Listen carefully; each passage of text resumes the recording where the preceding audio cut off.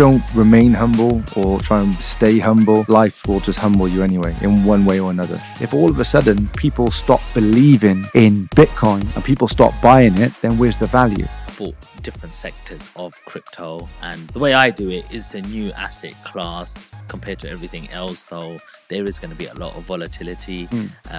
What we do know is we don't know. Welcome back to Take a Seat. Guys, we talk about mindset, we talk about entrepreneurship, and we talk about business. On our last episode, we had Denelva, and what a guest she was. She was empowering a lot of women out there and a lot of women who want to get into business.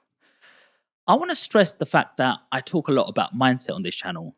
I know everybody wants to watch a podcast and the first thing they want is, where's the money bit? How do I make money? How can I copy this? But what people don't actually teach you is how to handle success, how to handle when you get failures, and, what do I do when shit hits the fan? So it's just as important to look at someone's journey, because you see where they have failed and how they have bounced back and what are they doing differently to somebody else. And maybe you might resonate with a certain somebody and saying, actually, I understand the way this person does it. And maybe that's all it takes, that little spark. Today's guest is, one of the biggest guests we've had already. He dabbles in Bitcoin, he dabbles in real estate, and he also has got his own company. I believe it's the 5 a.m. Club, which he's going to, tell us more about. But without further ado, let's introduce Dee Ludlow. I appreciate it, Did I mate. pronounce that right? That's right, mate. That's Okay, right now. wicked, Thanks man. for the invitation. It's good to be here. Look, I just literally came across your profile and I just dropped you a quick message and you were quite responsive and you were like, let's do it. Yeah, mate. Yeah, I know we touched base at Savoy's event. Yeah. And then, I think you can quite quickly, you gather the energy from somebody from their social media. And I like the stuff he was putting out. And I thought, why not? Let's do it. Brilliant, man. Brilliant. Have you come from far today, Dee? Nah, so yeah, I've stayed in Kensington, so it weren't too far. It's all good. Okay, Yeah, okay. yeah. Do you like the high life? Yeah. Yeah. Well, I say who doesn't, but not everyone. But yeah, I do. I enjoy it. Could you easily stay in somewhere that was a little bit less, like, I know you have money now and you're successful, but could you go back to just like a normal little 2-bedroom flat if you had to, like, or do you feel like you're missing out? No, I think it's important. I think to practice gratitude, because there's no smooth sailing journey anyway. And if I have to do it, you have to do it. I don't think anyone can become too good, like, not to fall back. Anything can happen, right? You sometimes you make decisions, they're the wrong decisions, and then you end up falling back down the ladder a lot quicker than it's going to take to go back up it. So if I had to go back to that growth phase, then I enjoy it. I love the chase. So Yes. yeah. A lot of people sometimes when they reach success, they think, that's it, I've made it. And sometimes actually you can see someone's real true colors when they have money, because they all of a sudden feel very quickly that they don't need anybody no more, because it's like, I can talk to you like shit. I don't know if you've ever been around somebody who you can just see they're just money driven, and they're just like, I don't need you no more. I don't need this, that, other. What do you sort of, gauge with that? Because when I'm in a party, for example, the first thing I'll try to play myself down a little bit. And when people even go, what car do you drive? And I'm like, yeah, I just drive a normal car. And just within 5 seconds, you'll know if that person wants to speak to you or not. And if they're gone and then they're trying to move around the room, you can see what their sort of intentions are. I only want to be around you if you've got money, because that gives me a status in my head. Yeah, I think it's interesting because I think you can tell when someone, very quickly, if someone has just first managed to get their first bit of success and money, they start acting, not everyone, but people could potentially start acting a certain way the first time they have money. And I think that it would be not that you want to really manufacture this to happen, but I feel that when someone gets money, they lose it, and the second time they get it, I think that's where you really build character, because the first time you get it, you get excited and you start doing usually making stupid decisions, depending on your personality, but generally someone makes a few more stupid decisions. You're not as mature as you would be. You probably lack a lot of business acumen the first time you get money. And then if you do lose it and you get it again the second time around, I think that you're way more cautious. You understand that it doesn't last forever. And if you don't keep working hard or you don't make the right decisions, then yeah, you don't want to go back. And I think that's why failure is so important. I feel that, this sort of victimhood mentality that we're bringing into society, I don't think that's any good for anyone, because there's so much value in failure. And I think that understanding failure at a young age makes you realize that you don't like that feeling. It doesn't feel good. And the quicker you learn to win, and then you realize what winning is compared to losing, not many people are going to choose, and no one's going to choose losing, right? It doesn't feel very good to lose. So I think that, yeah, failure is really important. So if you do get money, you lose it, you get it again. I don't think that's a bad thing. Yeah, I agree. What I'm thinking about in my head when you're talking about this is my driving test. Mm, And I failed my first time. I was only yeah. 17, but that's no excuse. I just wanted to go for things soon as possible. And I failed. Second time, I didn't even want to tell my parents because I was like, I'm going to go for a second one. I don't want the pressure. So I went again and I failed again. And the driving instructor's name was Victor.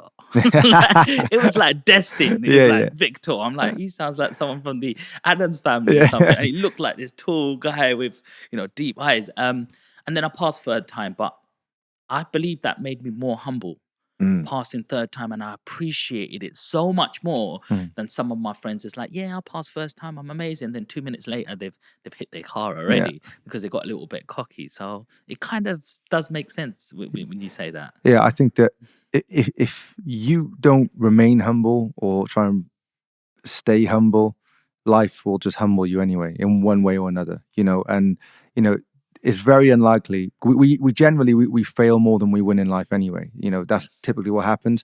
As long as your wins are bigger than your failures, Yeah. then you should do all right. But generally, we test and test and test. That's all you can do in life, right?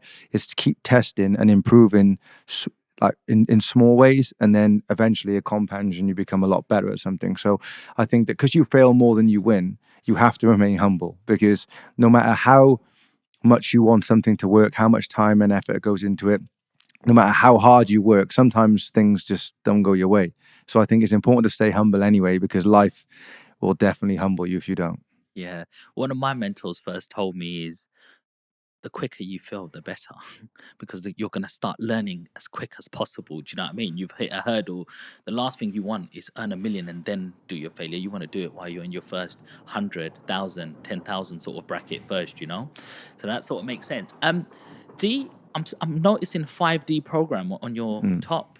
What yeah. what what is the 5D program? Okay, so just quickly on the last thing you said, Yes. I think it could be quite valuable for the people Yeah. listening. But when you said about failing quick, I think that what's really important if someone's going into the world of entrepreneurship Hmm. or whatever, I think that if you fail quick, cut your losses quick and move on. Hmm. Don't dwell on losses, because no matter how much time and effort, again, you put into something, if it doesn't work, cut your losses quick and move on. Because what's the point of spending time on something that usually isn't going to go anywhere? So that's just to wrap that up. 5D program is, so my main and core focus is buying businesses. So we buy businesses, we build groups, and then we look to exit those groups in various sectors.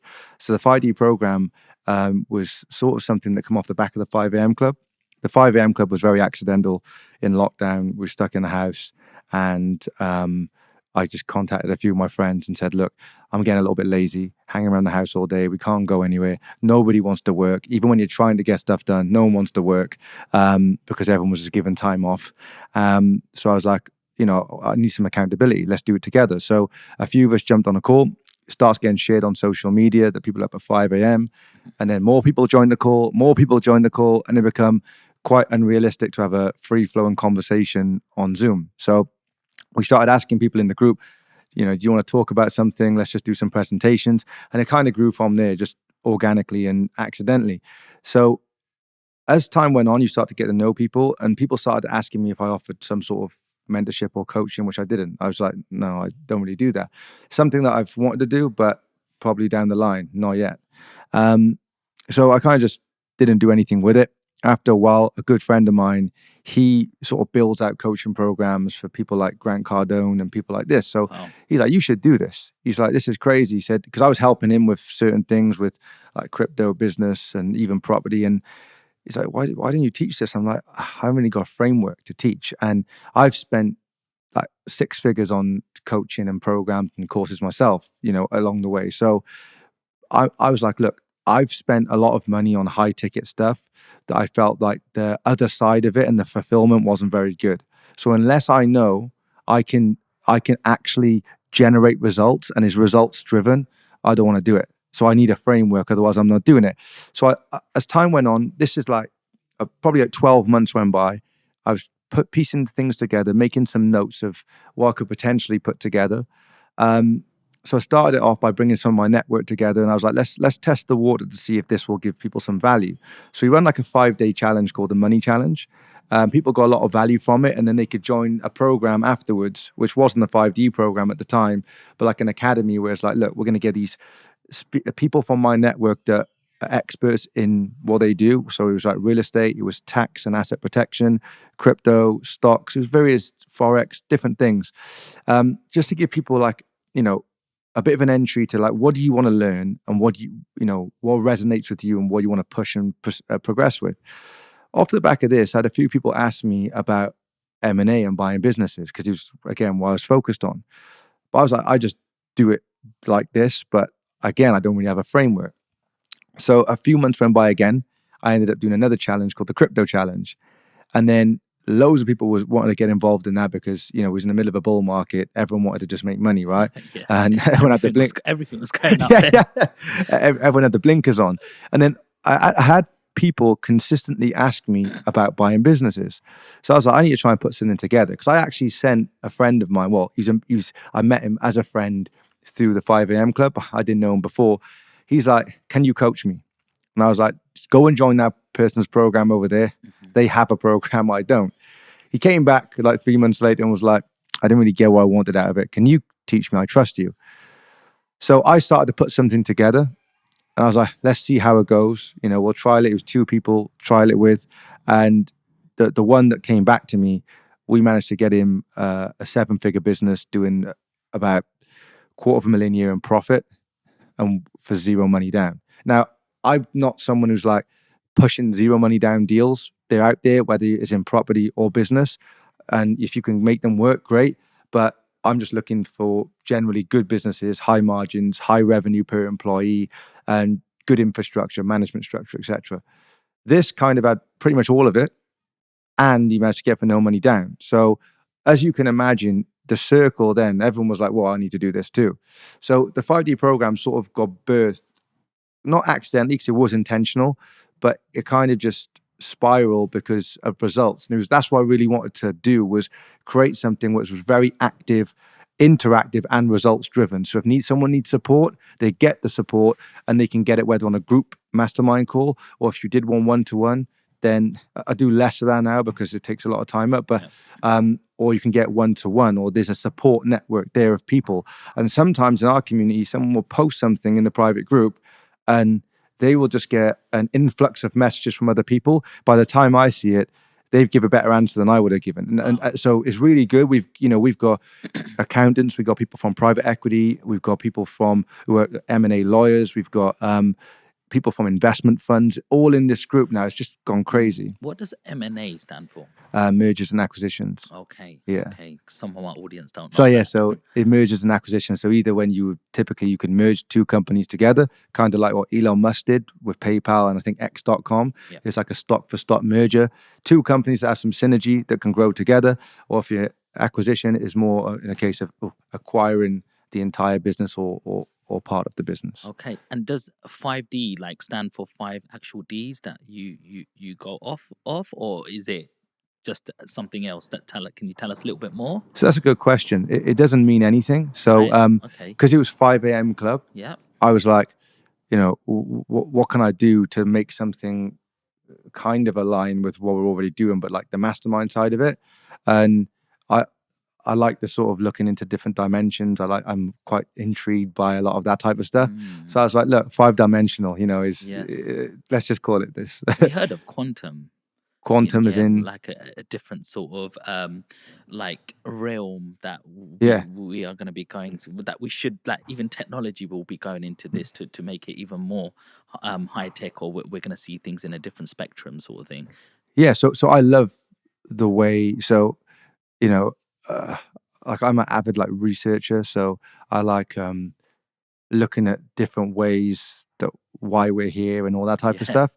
And I'm not even big on purpose. Like I, I don't think that personally. This is probably completely different to most people, but I don't think that we're here for purpose. I don't think that in life we should focus constantly on what's our purpose. I think that it kind of distracts you from just day to day living. Why can't we just wake up and be like, this is my purpose. I'm just here. Like, and we're going to enjoy ourselves while we're here. Every day is a new day. And we don't know how many days we have left. So Mm, I don't think that a lot of people, I think, focus on what's my purpose? Why am I here? Where did we come from? And like, I'm interested in all of it, but yeah. I don't like dwell on it. So I'm Yeah. just more like a researcher. So the different dimensions to me, the fact that you see the dimension before you and different things can open up your mind, the pineal gland, etc., Yeah. to open up your mind. And the substances that I see people talk about, and I'm like, this is crazy. So Yeah. that stuff like really interests me, and I also like different, like looking at different parts of the world, and that's one of my goals. Is just at a certain age, I'm just gonna I want to take a year out completely, Mhm. turn my phone off, Wow. and just be like, look, I want to go see the NASCAR lines. I want to climb Machu Picchu. I want to go and see Angkor Wat. I want to go around all the world and see all the different wonders and explore. That's Yeah, well, that's almost like a reward as well for you, yeah, for all your hard work and what you've built. And then it's like, hey, now I'm ready for a little bit of me time and sort of discover a few things that might want to make me happy for a whole year. Like, that's mm, beautiful to hear. My granddad always said that, Sean, we're only here for a holiday. Think of mm, how long the world's been around. Think about, how long we're actually here for. We're just here for a holiday. We come here for a blip and gone. So enjoy the journey, like, work hard, help as many people as you can, and the happiness comes on the back of that. And he said, like, part of the art of getting is giving. When you yeah. give to somebody, you always receive something along the way. It has to happen. Is part of that energy. And you said then about we're only here for a holiday is so true. And one of the things that um, I've said this previously, but new listeners, so I think Yeah. they could benefit from it. And if someone said to you that you had, a timer that you could see on top of your head, and Mm, he was counting down to till it's over and your dance is done, um, you would live every day differently. If someone said, "Look, I can tell how long left," you'd probably start thinking about life differently. yeah. Now, the crazy thing is, the timer is on our head; it's just Yeah. invisible. Yeah. So Wow. people should decide to, do a lot more of the things that you want to do. Start and like one, practice gratitude, because regardless of where you're at, what your circumstances are currently, just be grateful for whatever it is you have, because over time, those circumstances with hard work and also a bit of luck will change. And I think it's important to, you know, be grateful regardless of where you're at. Yeah. Deep. What is luck? I think that this is one of these things where if you actually unpack it, people say, make your own luck, or you can put yourself in a position to get more luck. And yeah, you can. And I think that luck is when something that you work hard for and something that you manifest. And I think that I believe in manifestation massively. If you manifest something, you work hard, and those two things align. So the thing that, say you journal every day and you're writing down, say, a manifestation list, and you're like, you write it in like the present tense, or like, I don't know, I will own this, I will have this, etc. You manifest that for long enough and you get it in the subconscious mind, then I think luck's the thing that bridges the gap between hard work and manifestation. That's the only way I could describe it. But who really knows what luck is? Mm, But I think that, you know, I believe in hard work massively. Um, and whether someone calls that bridge luck or not, mhm. I don't know. Do you think manifestation is just your focus? Like, No. I'm focusing on this. I am going to do this. So everything you see around you and everyone around you is just got to be aligned with that Mm. thought. and if they're not aligned, then you're like, you don't belong, like on my journey. And yeah, hi, it was a quick coffee and I'm gone. And then other people are aligned with your journey, and you're like, okay, you belong here because this is the path I want to get to. Like, isn't it more about focus, or how would you distinguish the two? So I think that it's kind of focus is part of it, but I think that manifestation is training the subconscious mind. And I think that that's very hard because a lot of the things that we manage, the messages we get to the subconscious mind, I think that we do it in a way that we don't understand that we've done it. And it could be anything. Like you could, I think the placebo effect's very real. And I think that, we talk to ourselves a lot. Everyone's walking around and we're going crazy thoughts in our Yeah. heads all the time. You probably best not know some people's thoughts when you're walking around. But Hmm. I think that training the subconscious mind, I think, is an art, and I think that it's very hard to accomplish. But I think that manifestation comes from that. So I think that if you tell yourself enough, which focus is part of it, because if you're not focused or disciplined, you're not going to do it. But I think that having a core focus and blanking out all the things that isn't aligned with your vision, I think that's discipline. But I think that manifestation comes from continuously training the subconscious mind, whether you're writing it down, which, they've actually done studies on this to say that writing things down, in that context, like I said, does work. And, I'm massive on that. I'm massive on optimizing performance and how to increase cognitive performance too. I think those two things are really important because most people, but the entrepreneur's curse to me is shiny objects and procrastination. And people like to think they're not procrastinators, but most of us are, like in one way, shape, or form. No matter how driven and disciplined you are, everyone has that period of time or period of the day where they're like, "Oh, I'll just do that later." Yeah. And it could be coming down to prioritizing one thing over the other, Yeah. and maybe you shouldn't. But it's just unless someone's above you, coaching you, mentoring you, or this giving you an outside view, we do what we think is right at the time. So I think that, I think optimizing performance is very important. I think manifestation, focus, and discipline, they all need to align. Yeah. Make the invisible visible, Yeah, as they that's say. right. Write it down. Do you think we need to have somebody always, that you're accountable to? So if you're doing something in your life that you're always, have some sort of accountability, that if you don't do it, there's somebody else watching and looking at you and saying, "Hey, what's going on here?" And you're not moving. Or do you think you can do that yourself? Yeah, are there apps now that help you, prod you, and like put a little alarm to yourself? What would you sort of advise somebody if they're going, "Look, I'm motivated most of the time, but that's actually 50% of the time." Do you know what I mean? Um, I think that it it depends because I think that one, you have to learn to perform without motivation. I don't think that people should rely on motivation to get stuff done because anyone can get motivated, but motivation can last for 30 seconds or it can last for 6 hours. So I think that you have to learn to be disciplined because disciplined is what makes you show up on the days you're not motivated.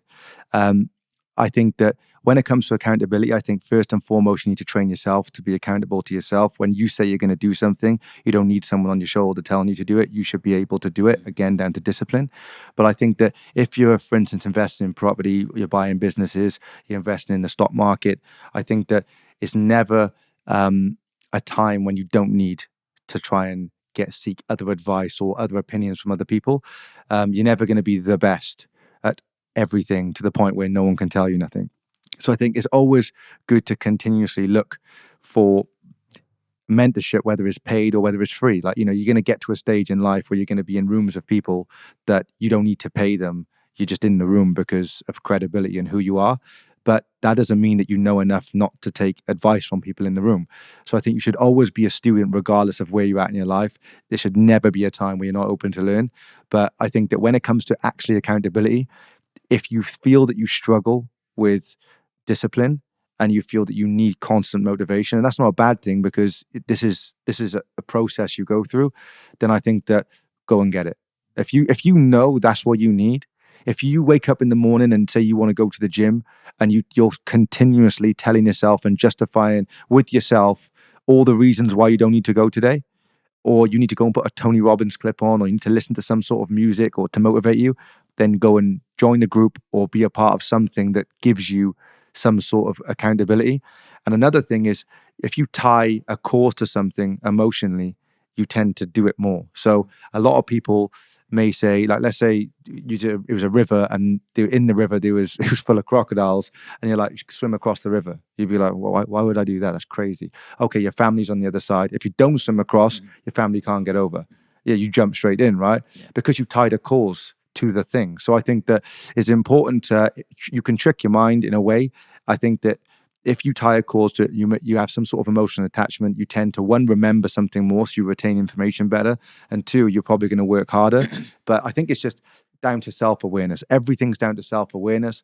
If you're aware that you struggle motivating yourself or struggle with discipline, you need certain things for that period of time in your life, you need to go and get them and be aware that you need them. There's no point trying to fight away that thing. Yeah, what I'm noticing a little bit about what you're saying, D, is emotion. Yeah. It's almost like, so if your family's on there, there's an emotion that's being created inside you. Mm. So and even like sometimes when you're on some of these courses, before you sign up, Yeah. they get you in an emotional state. Like, do you want to do this? Do you want to make a change to your Exactly. life? How much do you want to? The only thing between you and that is just signing up the VAT. And then you're just like in this emotional trance. But it's true in a way. Like, we should use emotions in a positive way to sort of motivate ourselves to say, if I don't, if I'm not feeling something, I won't remember it. Because if I say to you, remember when this happened, sometimes you don't remember. But when I tell you about something bad, you're like, oh yeah, I really remembered these bad things shaped my life, because there's a real emotion That's tied to right. that.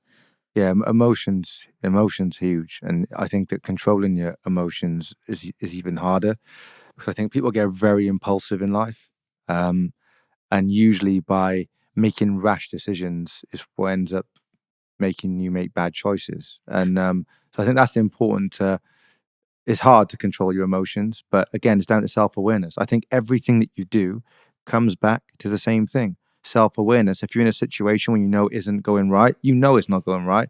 You try to tell yourself and look for confirmation bias to tell yourself that, okay, it'll work out. But you know deep down. And this is the thing with most things in life, whether you're in a relationship, business, sport, whatever it is, deep down you know, but you try to find the reasons to tell yourself is okay because that's the outcome you want. And I'm not saying you can't work on something to make it work, but you need to be aware of the situation you're actually in. If you're in a business and your business looks like it's going to run out of cash in the next 30 to 60 days, you need to be aware of it. You can't keep thinking, it's going to work out, it'll work itself out, because most of the time it doesn't work itself out. Now, on the flip side, when it comes to, say, friendships, relationships, on that side of stuff, when you have disagreements and arguments, most of the time that will work itself out. I think, because I have a rule where it's like, before you make a big decision, when you take something in, you give yourself 24 hours. Because in 24 hours, you're definitely going to feel different. Even if it's just slightly, you're going to make a different, I think, more rational decision if you give yourself 24 hours. So I think, yeah, controlling emotions and just having some sort of self awareness, challenging your opinion, regardless of what you think, no matter where you're looking for the bias to be, just challenge the opposite opinion, regardless of what it is. And if you can't do it yourself, go and ask somebody. That don't ask people that's going to give you the answer you want. Ask someone you know is going to give you the opposite answer. And I think that's really important, to make sure you have people around you that aren't all telling you what you want to hear. Because they ultimately show you that they actually care about you. Mm, If they didn't care, they'd be like, yeah, that's probably right. Let me see him fall. Let mm, him. He's gonna probably make a mistake. But it's the ones that sometimes we're like, oh, why is he just scrutinizing me? Actually, they're the ones who care about you. yeah, They're gonna tell you, slap you in the face, and what you doing, mate? You're yeah, gonna piss all your money out the wall. yeah. Um, D, I want to know the man behind these businesses. I Mm. want to know where you grew up, what was childhood like for you, what your parents did, what sort of impact that had on you, what was some of your GCSEs that you chose, and what you did in college, uni, if you did go, some of the courses that you've done, which has led you to the man today. So where did it all begin? Well, I would say life's been a bit of a movie. Um, it hasn't all been good, but it's been real. But I think that growing up in school, I was just more of like a practical learner.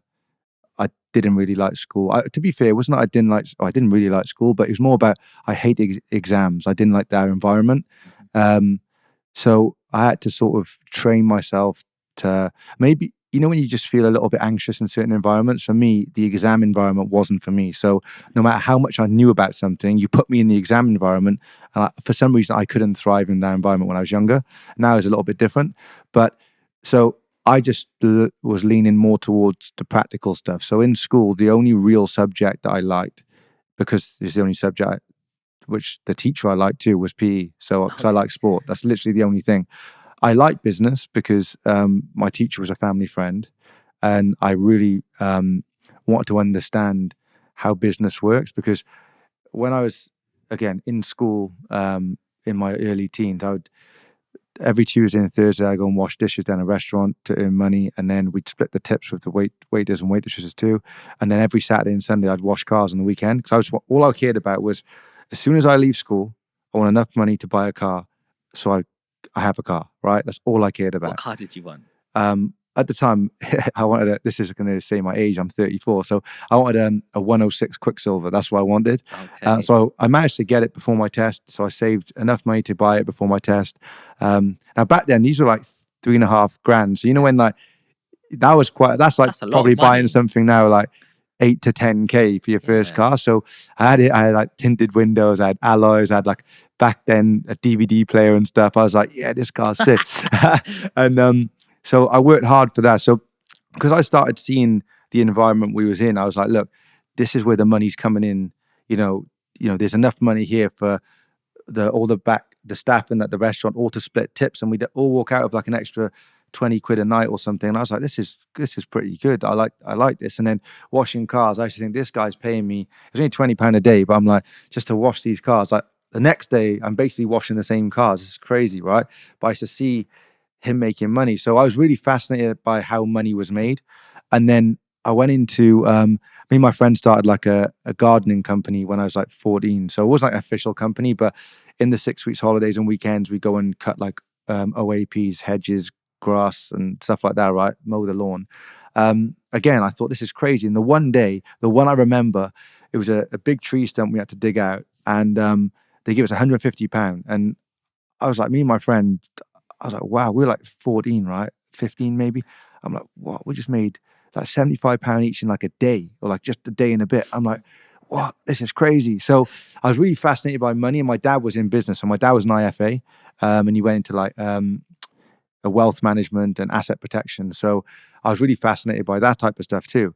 And the thing that really changed my mind and probably outlook was one, I used to always go with him. So my dad, he paid for coaching and stuff. So he joined Dan Sullivan's Strategic Coach. It's like one of the oldest and biggest coaching programs for scaling business in the world. So he used to have these different trips to Chicago, and he used to say to me, do you want to come? I'm like, yeah, let's go. I just used to walk around the city while he did it, but I'd always see him come back motivated, and he's like, this is amazing. And so I was really fascinated by that side of stuff. But then I seen how my dad would work smart and manage money. But then my mum, on the other hand, she worked hard. So my mum's a hairdresser. So I used to see her put in like serious hours. And her work ethic was literally undeniable. I mean, insane work ethic. And no matter what was going on in her life, she'd turn up, she'd smile. Discipline is unreal, right? And I think she undervalues how herself, because I think she's very disciplined, and she's also great at managing money because of just her business. So I seen two things, my mum and dad, and there was some things I liked, some things I didn't like. So I think, look, as their child, I get to decide which things I think are good, which things I don't, and which things I want to take on board and which things I don't. I think everyone should look at that. You look at your parents, all they can do is the best that they think they can do. Yeah. It doesn't mean it's right or wrong, right? But all we can do as parents, because I've got 3 children myself, is do the best for your children and make the decisions that you think are right. So I took away the things that I thought was good, and I left the things that I thought was bad. And there's some things I'm like, I'd never want to be a part of that or do that. And there's some things I'm like, I really value that, like part of your personality, and I want to take that on board in my own life. So that was kind of like me sort of growing up outside of school. And I quickly realized that being a PE teacher wasn't going to give me the life that I wanted. So I left school, and I didn't want to. I did actually join. So I used to play basketball too. So I joined like an academy, and you had to go to lessons too. I lasted like 2 months because I just didn't want to do the subjects. I just didn't enjoy it. Um, so my dad was like, "Why don't you come work for me?" So I went and worked for him for a little bit. Started studying CMAP to do mortgages.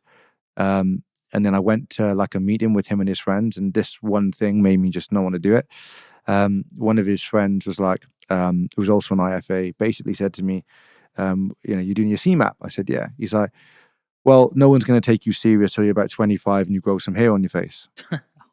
So I was like, I'm like 16 and a half, right? I'm like, or 17. I'm not waiting that long to make money doing it. There's no chance. I thought, and I was doing some admin stuff for him. I was like, this is not for me, right?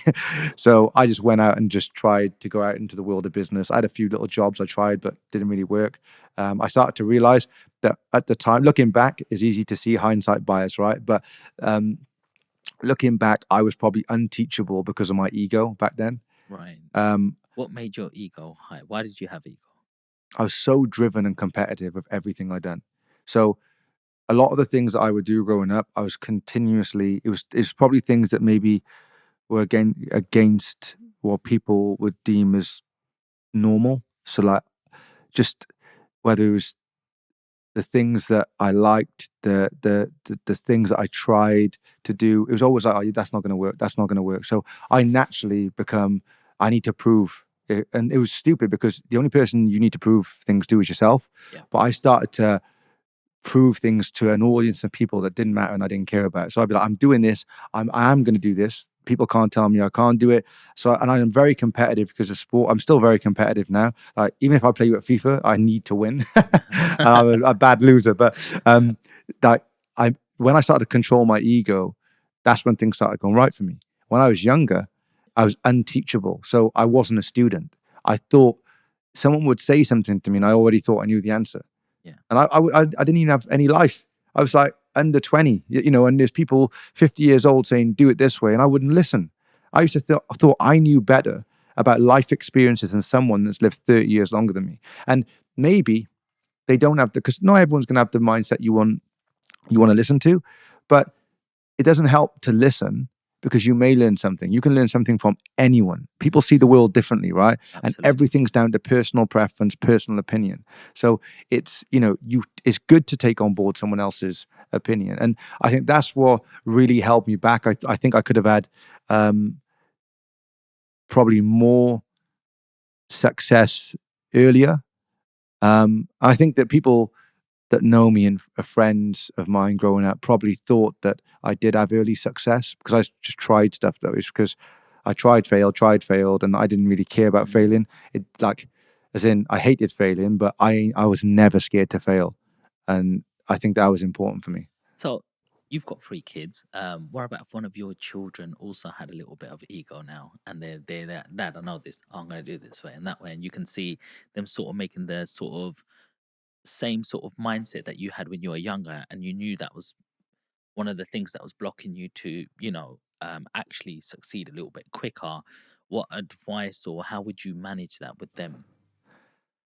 First, I try and find what the root cause of the ego is. So if it was a case of um, they wanted to do something and there was tunnel vision on that thing and they couldn't see any flaws or risks because an ego was taking them like, look, no one can tell me nothing.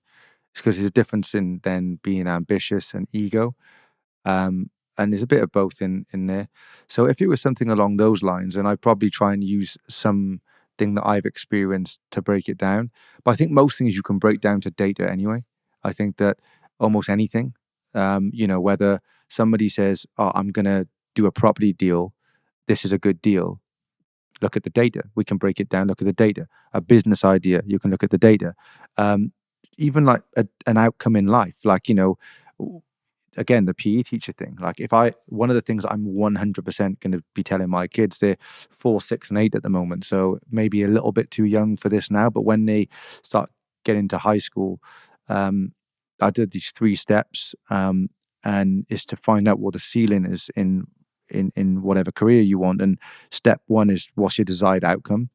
And if the desired outcome is Lamborghinis, Ferraris, jets, and yachts, I'm like, okay, step two, what career or job do you want?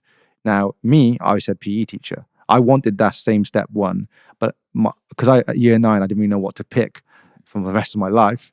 I just said, oh, this is what I like now. I'll just pick my subjects based on what I like, which was PE teacher. Now, I know this because this is one of the models I go through.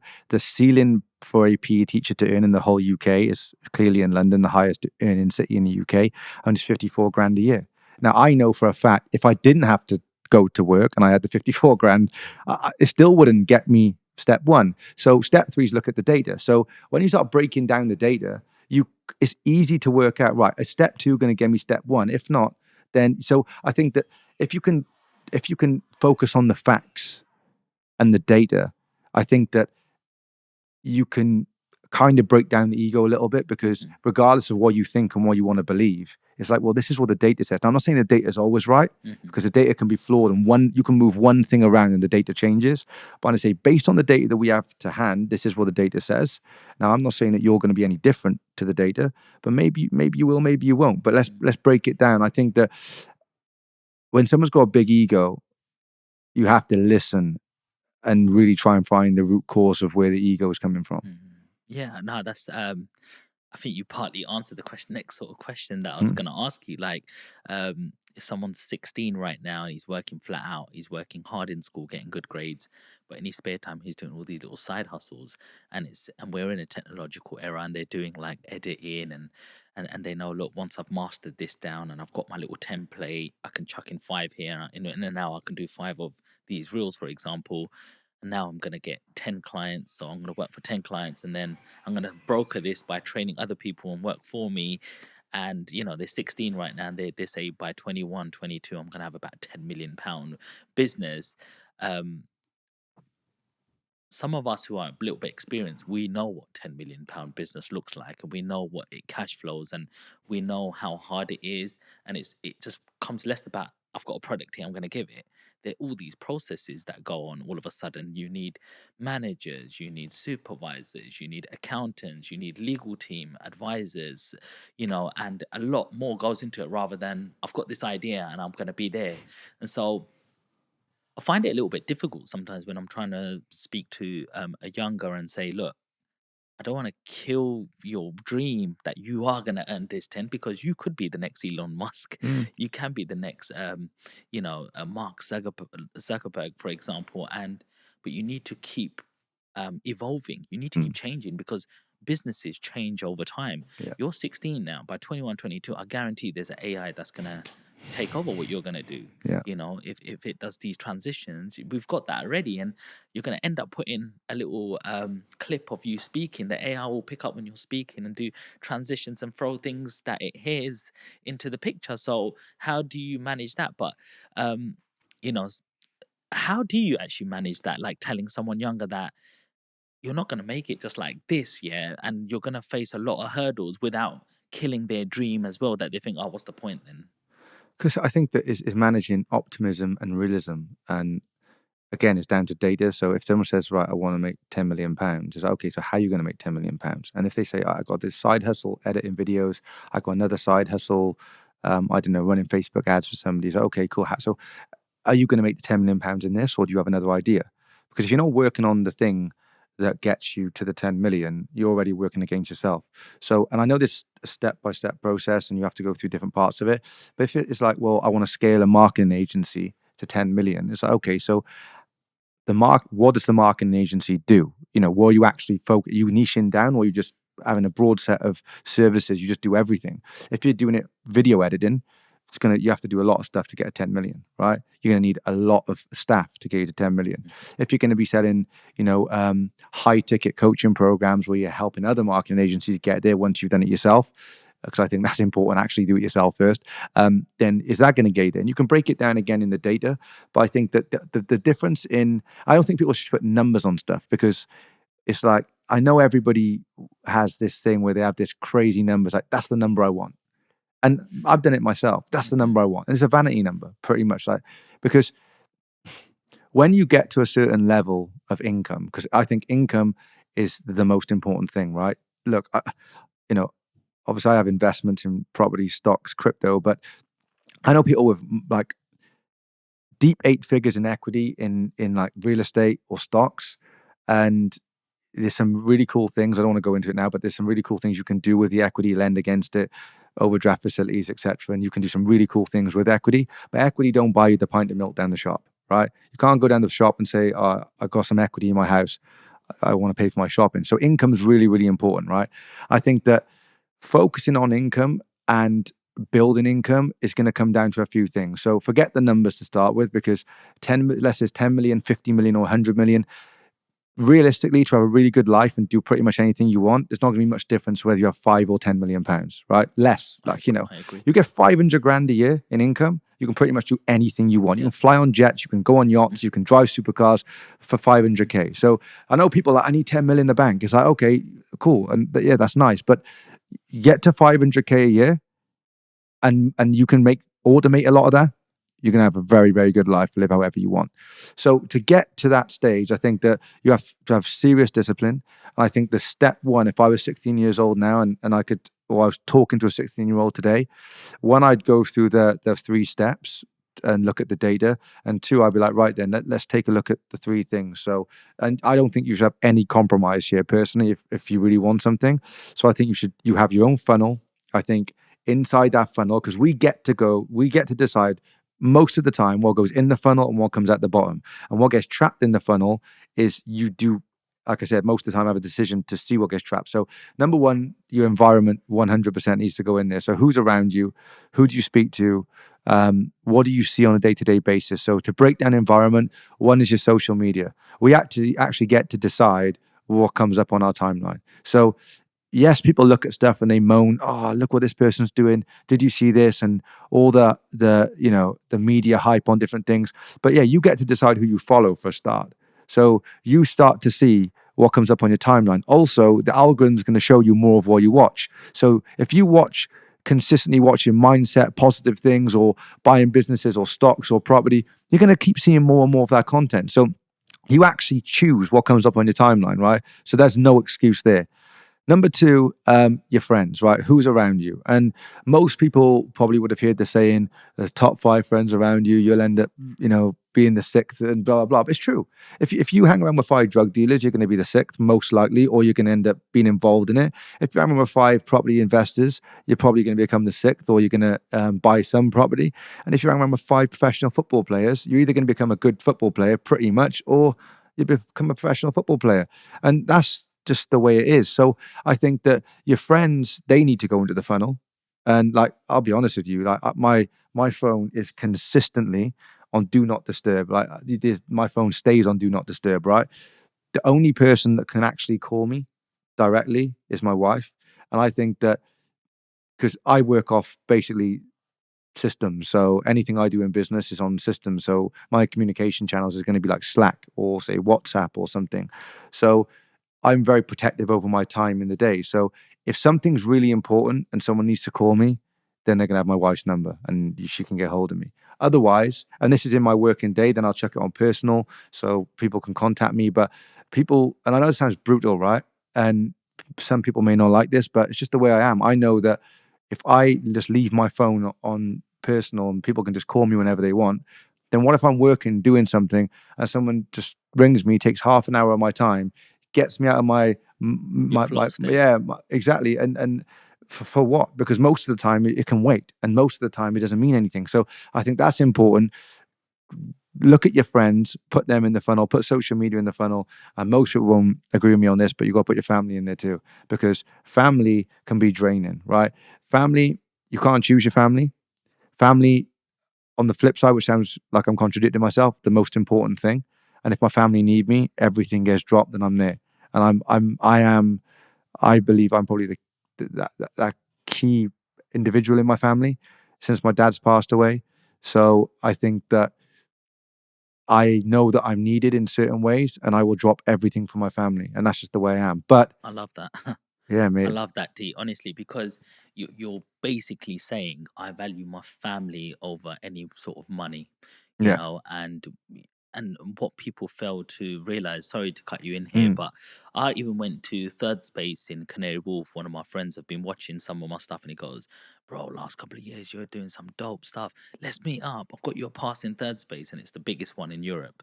So I go in now and these guys are screaming in the gym on the hack squat and squatting, and we're training now. And we're training with a certain someone, and all he says, yeah, you've got money, yeah, you've got money. I'm on 150 grand, and I work across the road in Canary Wharf, and I was like, yeah, that's amazing.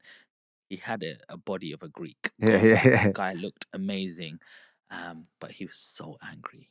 This guy was so angry, and he's like, goes, I have to think of this situation right now. I've got to think of this situation to get me through these weights, etc. I don't really want to go too much yeah, into yeah, yeah, detail. And I'm like, why do you hate a situation where you wasn't there before, and now you have to take yourself, to your partner's previous relationship for you to think of that guy to yeah, get yourself in a sort of state. And and everything about the situation, he was just like, yeah, if I have more money, I'm gonna get a better wife, I'm gonna have a better girlfriend, and people will respect me more. And actually, the whole vibe of this whole place, I don't know if it was being next to Canary Wharf, yeah. but that's the conversations that kept coming up, that I was like, I never want to train here again, because I've never really focused on money at all. Mm. I've just focused on success and doing better, and money is a byproduct of that. Um, and then it would be so lonely that if you had millions in the bank and you got no one to share it with, Yeah, and no one to be happy, with, because it, money actually can't really ultimately make you happy. If you're the richest man around and no one likes you and you haven't got a partner or kids or anyone around you, then it's very quiet and dull. It has no value attached to that. yeah, So it was really important when you said, yeah, like my wife, and family sort of take priority. And I'm sorry to hear about your loss with your father, mm. because my father is like my rock in my Mm. life. Do you know what I mean? He is the person I'm sort of like accountable to. Like whenever I do something, I always go, Dad, I'm doing this. And it would just be a little passing case. It's not like an official meeting and he's like, so what are Yeah, you doing? It's like, yeah, Dad, I had a look at this little investment, and this is like the GDV and this is what the yield is. And it might not be good now, but we're like here in the market. When this inflation shit calms down, it's going to reset and it's going to, replace at a different, because money is devaluing. And so it might not look like the best deal now, but I think this area is really going to do this. And then he'll always give me 1 or 2 points for me to think about. And he goes, think about this and think about that. And I'll always be like, shit, you got me. yeah, He'll always get me. But family is like so important, bro. yeah. Yeah. For me, no matter what you achieve, what you get, all the things that you see, I think that one of the best things you can ever do in life, I think, is create a family. I think that no matter what you do and how whatever dopamine hit you have from any sort of success you have, like the happiest I ever am is when I see my kids happy. Like that feels amazing, and to create like a safe environment for them, I think that's really important. How do you raise kids like with a warrior sort of mentality, in terms of, yeah, your dad's successful and he's doing great things, but you also need to grow up wanting, like, you're on your own path. Mm. It's not like daddy's gonna pay for that, and then just like, just chilling out and then not having the same value and drives, because like, does that really sort of matter to you also? Because part of you is them, and that's are sometimes part of your plan. Do you know what I mean? Like when I'm leaving, this is my next gen is going to take over and Yeah. make me proud, sort of thing. Yeah, so I want them to do what they want to do, but at the same time, there's a few things in my household you can't say. You Okay. can't ever say you give up ever. That's banned. And they all say it. Even the 4-year-old, if one of them says, "Oh, that's it, I've give up," the 4-year-old's like, "You can't. You're not allowed to say that. You can't give up." And and and Love and that. I think that it's like um, when you demonstrate it, they actually see what that means. So there's been a few times where they say, "I can't do it, I can't do it, give up," and then you push and push and push, and then they do it. So that's one thing. Another thing is being competitive. I want them to have competitive nature, and another thing is they, you have to lead by example. So they see me putting in serious hours. They see me working hard. They see how disciplined I am, and they comment on it. So, like, not intentionally, but they'll say something, now and then, where it'll comment based on how hard I work. And I think that it's important for me to lead by example, because when they grow up, they're a sponge. So they're doing is they're seeing what other people do, and then they learn from them people. But the people that are in the household, me and my wife, they see how hard we work. They see how much effort goes into it. And when I go away, because I do travel a bit, they say, "Oh, why do you need to work?" Or the one is like, "We we've got money. Why do you need to work? Just Mm. stop." And I'm like, I try and explain it to them. I'm like, "Look, this isn't everything, but it makes life more convenient and it makes life more efficient, and you get to do things that you couldn't do if you didn't have it." And the world we live in is flows and runs on money. There's not a lot you can't do anymore without it. But so, I do try, and I want to push them into things they want to do. I think it's important that they choose those things. But I want them to know that, you're not going to get anything without hard work. You're not going to get no, even though I'm soft because there's three girls. Oh, bless. But I want to I want to show them the world. I want to show them the different things that the world brings. I think travel is so important. If anyone is listening that hasn't had the benefits of travel, I think that it's one of the best investments you'll ever make. Understanding different culture and eating different foods, seeing different places in the world, just understanding people. I think that you become way more open-minded the earlier you travel and the more you see. I think the UK in general, a lot of people are very close-minded, but I think that well-traveled people are a lot more open-minded. Not all the time, but I think that this is in general, you start to see more open-minded. And I think that a lot of the world's problems, we probably wouldn't have a lot of them if people traveled and was more open-minded. So I think travel's so important. You just everything opens up for you. Totally agree with you, bro. Some of my youngest experiences was going to a holiday in India, and we're from the north part. Mum's side lives near Kashmir, near the border, Mm. where you got mountains, and like it'll be like 40 degrees heat, and then like this cold stream going past it. You would sit in a cold stream and hot beaming and sunshine, and would be doing horse riding with one of my uncles who didn't even have a saddle, and then them like taking manure, making them into patties and sticking them onto the side of walls, and then later using it as wood fire. Yeah. It's a great experience, sort of just seeing how people live with just basics. They'll milk the buffaloes 5 o'clock in the morning. We used to have cold showers. We used to pump it out from the ground, freezing cold, but it was like you were so refreshing because yeah, now we're gonna milk the cows. Now we're gonna put this on the scooter. Now we're gonna sell the milk. Oh, this one needs to be half diluted because it's semi-skimmed, and it was just like it was like a way of life, and everything was so manual. My dad's side, we were, you would see open sewers or someone going to the toilet on the Yeah. street, and then you see people begging, and it was just like a reality that I'm so lucky Mm. where I am, Exactly. and just going to um, different countries make you so open-minded. You see different processes and the way people think differently, and ultimately we are really fortunate being Yeah. born in the UK. Like we have a system that look after us. If you're hungry in a third world country, you have to ask other people, or you know it's dire. Like Yeah. it's all about survival. Yeah. It you is. know Yeah. I think travel's very important. And I Like, just think that's why people from abroad will come here and excel as well, because they know how hard it is and they know the opportunity they've been given. So sometimes, if you can feel that little bit of hunger, as you say, travel more, look at different cultures and try put a little, be open minded enough to say, imagine that was me now. What would I do differently? Inspire yourself. You can push yourself. But we live in a world now where there's no reason that you can't become pretty much close to expert level on something in the fastest time ever. The abundance of information that's out there. Oh yeah, you got to sift through it and find out what's the right information. But I think that we live in that time now where if you want something and you want to go and get it, you can get it. Of course, there's a lot more competition now because everyone's got access to the same information, but it's going to come down to who wants it more. And that's why I think that, when you travel and become more open minded, and you do see how fortunate we are.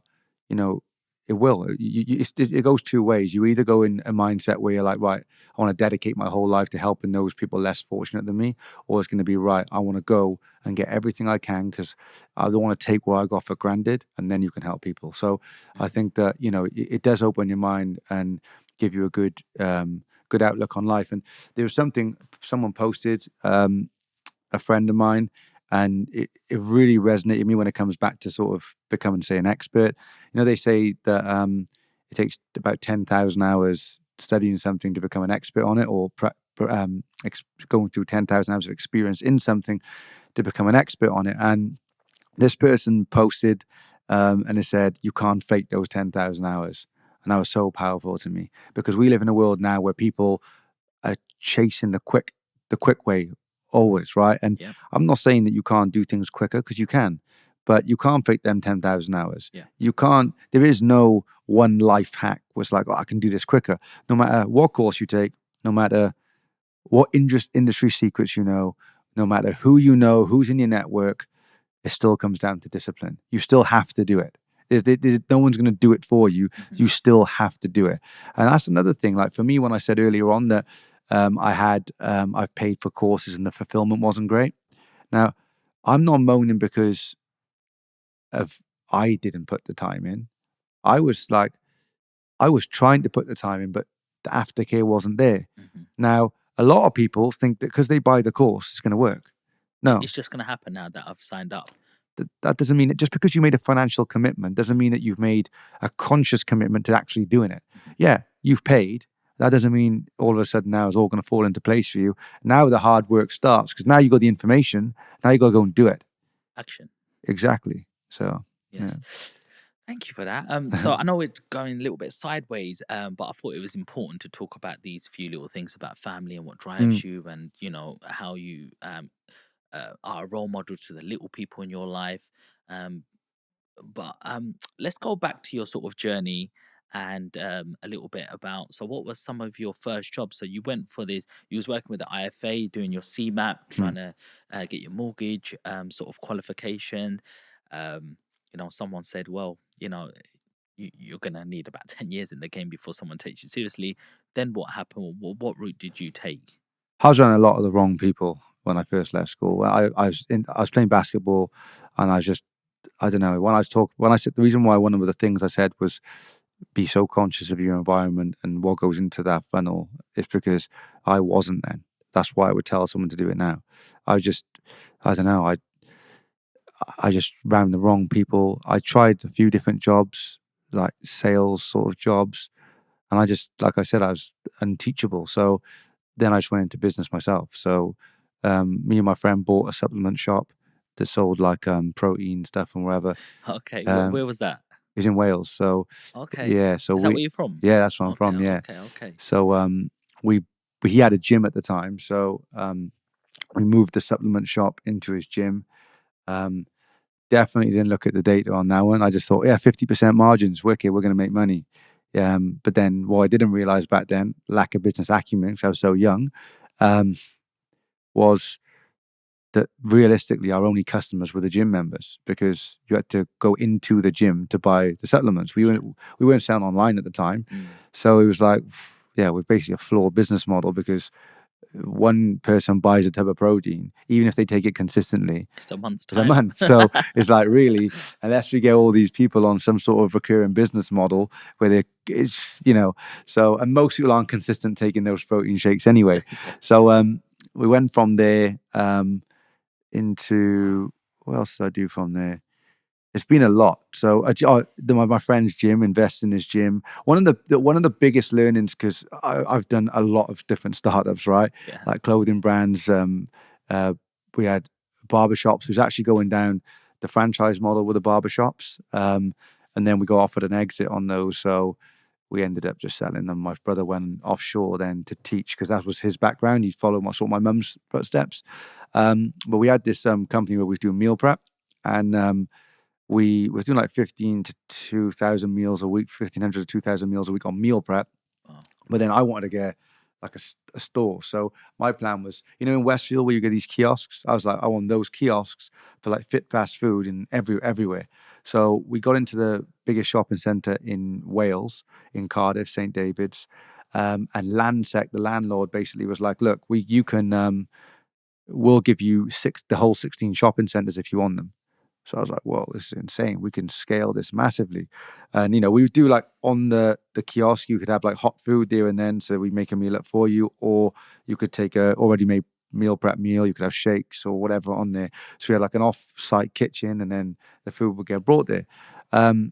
This was like the idea that should have went well. We got off of Blue Water next, was the next one. And then Trinity and Leeds was the one after that. And then we could just decide. So the fact that we had them on board was like, this is now music to our ears. We can really scale this, right? And out of the 3 directors that were involved, I was the only one with a financial commitment to it. So I invested all the money, and obviously it was quite a bit. Can I ask how much? To get off the ground was about 50 grand, and then we had to continuously invest in more equipment, and then the kiosks were 25k each. So it was Per annum. No, to build the kiosks for 25k each. The rent was in Cardiff, I think the rent was 50k as well per annum. I think it was 50k, maybe a bit more. No, it was more. It was 60, it was 5k a month, then plus your rates and whatever as well. So it was quite a large financial commitment for like a startup, right? Yeah. Most people test the water and then they build up. So it was quite a heavy commitment. And then unfortunately, because this like legal situation happened, I can't go too deep into it. But the one director didn't do what they should have. Done a few things that I didn't like. It didn't end well. That person was meant to be running one part of the business that, I didn't really want no involvement in. It wasn't my speciality, and then it kind of went wrong, which was really frustrating because we had a consultant come in to see if they could make it all better, but because of what this one person done, it kind of put us into checkmate. And I was like, look, I'm not throwing no more money into this. You're crazy. Someone else needs to get some money out of their pocket, which didn't happen. So it's like, well, like I said, cut your losses quick. As much as I didn't want to, because a lot of time, effort, and hours and money went into it.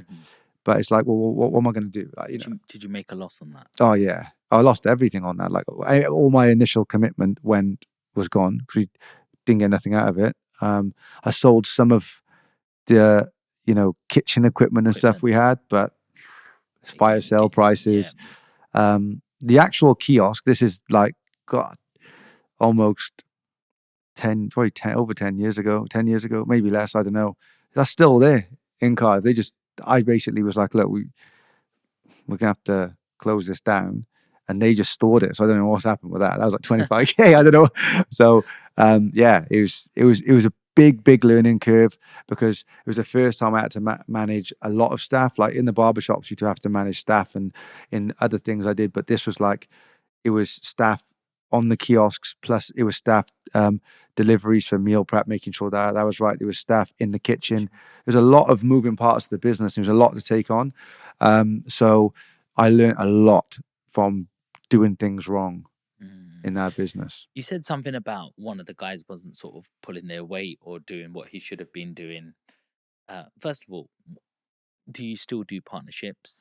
And if you do, what are the main things that you look at when you're working with other people? Because a partnership is putting all of your trust in somebody else as well, and relying on the fact that they're going to do what they say, and it's really so I think it's really difficult to find a good partner, somebody who's got the same work ethic as you, who's got the same hunger as you, and they've got a totally different background to you, unless they're like family, and even that's another that's another one to go down. But how do you find a good partner, if you want to do a joint venture with somebody, and how do you have that trust? So I think first of all, you look for demonstrated competence. Can they deploy the skills they say they can? Two, I think that there's no point in two people having the exact same skill set going into partnership with each other. Realistically, I think that then you can have some crossover, but that you need to have something that the other one doesn't do. Trust is a big thing. I think that when you get into a partnership, a shareholders agreement is you 100% need it. I think that you can take insurance out on the other shareholder if you want to as well. Okay. Because, for instance, let's say me and you had a property portfolio together, and let's say my wife was like, "Oh, I don't think I could work with Sean," or your Sean is like, "I don't think I could work with your wife if you weren't here." So you can take an insurance policy out that, you know, one may pay off. That insurance policy could pay down all the loans, and then one of you get the portfolio, one of you get the insurance policy. There's things you can do. So I think that having basically everything needs to be ticked off at the start, and all the decisions need to be made at the start. Now it is very hard to make a decision today that you're going to be happy with in 5 or 10 years' time or 20 years' time. That's hard. But Yeah.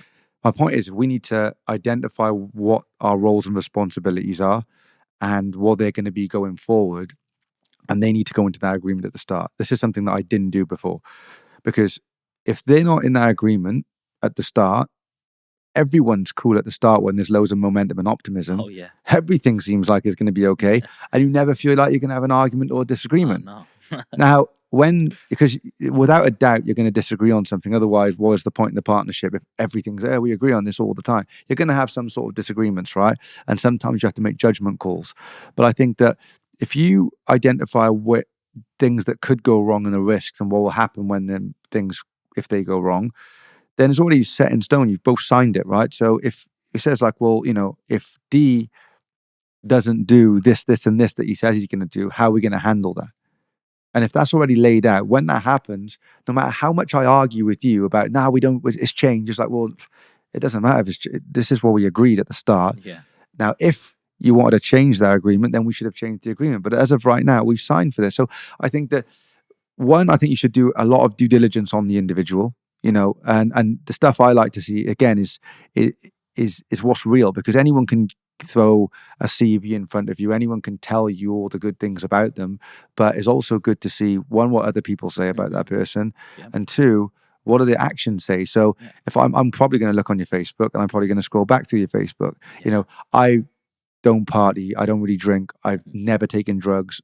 That's the person I am. So, and I'm not saying that, someone has to be the same as me, but you need some sort of, values need to align in some way, shape, or form. So if I go on someone's social media and they're out partying every single weekend, I'm not saying I wouldn't partner with that person, because again, what's their actions, right? But it's going to be a bit of a red flag for me, because I'm going to be like, I know that I don't do that. So on Monday, am I going to be chasing you for the first part of the day? And and so I think that you do need to understand that if your values don't align, if there's red flags at the start, identify those red flags. You could get over them, maybe you can't, but put it in an agreement if you're going to do it, and look at everything at the start and make sure you're happy with everything before you do it. Because I've made so many mistakes with JVs, it's unreal. Like literally, it's unreal. And I've built probably good business acumen by failing and making a lot of mistakes along the way. But you can build that same business acumen, and you can learn from other people's mistakes instead of making them yourself, if you go down the right road. So definitely JVs, if you're going to do them, they can be a complete and utter wealth hack if you do them the right way and you get the right people, but they can also put you back 5 or 10 years if you make the wrong decisions. Absolutely. So I'm conscious of time and everything as well. D. Where do you sort of make your money now? Can we talk about a few asset classes that people Yeah. can get into? Some of the topics, some of the juicy bits, Yeah, so like I said, my core focus is on business. So building a group of businesses. We've been quite sector agnostic until recently. So we bought in quite a lot in the construction space, e-com space, real estate. Um, there's been a lot of sectors, right? that What does that mean? Like, where do you come in? Like, what, I have a business and you come and say we're going to scale it up and make it better for you, or you buy up businesses and say, hey, I would like to buy that business because you can see a potential in it. How does it work So we buy we do some consult for equity stuff where we take part ownership, but predominantly we're buying 100% of the business. in the UK? UK, US, and Dubai. So we bought in all three, but now we are trying to focus slightly more, I say on the UK, but it's still Dubai and US too. But we are trying to build a civils group in the UK. That's where our main focus kind of is at the moment, because we got a great operating partner in that sector. But yeah, we're looking to, let's say you've got a good business, it has to be EBITDA positive, so it needs to be making profit. Our criteria is still quite high. And we're looking for something that has been around for a long time, already has a brand, already has a good customer list, already has management structure, and we want to come in and we want to integrate some of our skill set, which is predominantly going to be tech based, that comes in, makes the systems more efficient. We have a good system for lead generation. My business partner does in pretty much anything. So we know we can create leads, and we know we can put some good integrate some good systems and processes that will make a company more efficient, reduce some costs, build up the margin, and then look to acquire something either in the same vertical or something similar that will, bring in more revenue, which ideally brings in more profit. And then we look to package that up over a period of time and then sell to either another competitor in the sector, or a private equity firm, or someone bigger than us, and sell it on. Because I think income's, like I said, the most important thing. Yeah. And if you look at the top 5 richest people in the world, all of them are in business and all of them are in acquisition. None of them are in anything else. That's where they made their wealth. So I think, identifying that as a key, you could call an asset class, and then building off it. How did this business come about? How did you get together? Is it with other partners? This business, or is it just you? Yeah, Or now it is. Yeah. So okay, I started off myself, okay, which was hard because you're buying stuff that you're not buying owner operated businesses. You can, but I'm buying something that has structure that I don't have to go and work in day to day. And then one of the people that I was actually coaching, Mike, he had a really good skill set. He had a very profitable Amazon business and quite a big one, but then he also had this agency of virtual assistants. So he had like 60 VAs. So he created some incredible, like, tech-based software and strategy that would really help. So I was going on these site visits with him, and I was like, "How are you speaking to so many businesses? How are you getting so many people on the phone?" It baffled me, and he's like, "Oh, I just do it this way," and I was like, "This is crazy what you've done." And he's like, "Will you partner with me on this deal?" I don't know much about the sector, neither did I, but I'm like, "Do you want to partner?" So I sort of was like, "Yeah, we'll do this." And I started to be like, "This isn't really what we should be looking for, but okay, cool, let's do this together." My other business partner's in the States. So he had a fairly large exit to one of the biggest private equity firms in the world. So he had the skill set of scaling business to exit, and he was starting to get into actual M&A and buying businesses. So he was actually looking for something to buy in his sector. So we kind of all come together and was like, do we just do this together? Like, we're all kind of doing the same thing. And that's how 5D Capital Partners, which is my company, actually was created. oh, And from this, yeah, I think some of the best things that happen usually are accidents, yeah, and it just made sense. So we done it together. okay. So where do you make your personal investments now? So when you earn money from your company, where does what does D do with his money? So before, it was mainly, a couple of years ago, it was mainly property. Not that I would never buy property again, because I would. Where do you invest? Wales. In So Wales. Okay. that's where I started investing. Okay. Yeah. Cool. So Wales was my first.